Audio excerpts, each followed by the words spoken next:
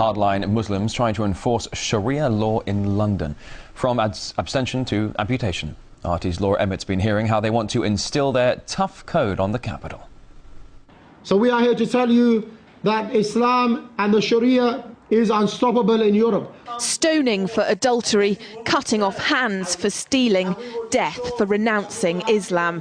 This group of men is trying to enforce Sharia law in the UK. They've started a campaign to make certain areas of London and other cities Islamic law-controlled zones, starting with Walthamstow, East London. Muslims will be commanding good and forbidding evil, presenting Islam as an alternative to the Muslim and the non-Muslim community.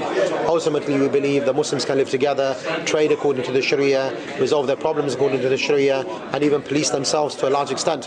Hopefully one day to have Islamic Emirates which will have authority locally, security locally, and even provide welfare locally. Chowdhury and his friends are fly-posting parts of London with large Muslim populations.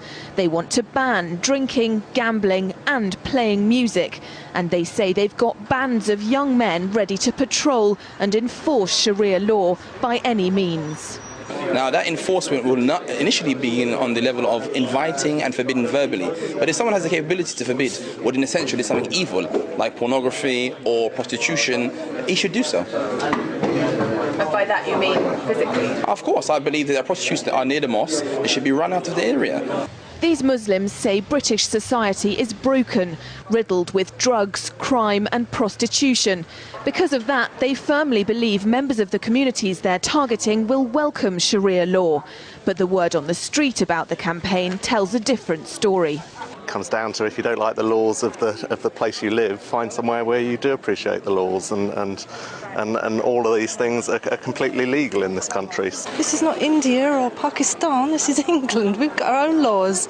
So people haven't got a right to come in here and bring their laws in here. Well, I think that have caused nothing but trouble.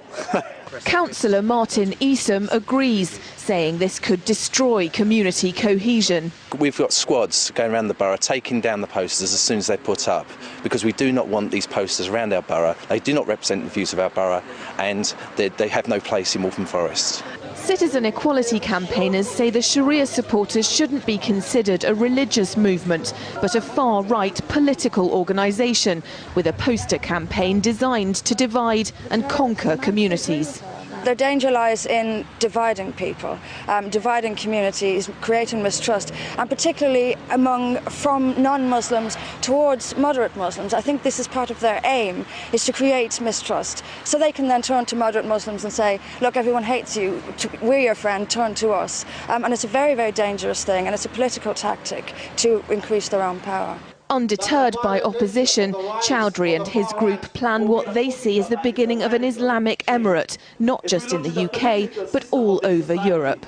Police have mobilised to take these posters down as fast as they appear, but Chowdhury and his group say they formed bands of vigilante enforcers to make sure Sharia is adhered to, verbally or physically. And in other parts of London, women have already been harassed for not covering their heads. If these Muslims ever get their way, I won't be able to dress like this on the streets of Walthamstow or many other parts of London, Brussels, Rome and Paris. Laura Emmett, RT, Walthamstow, London.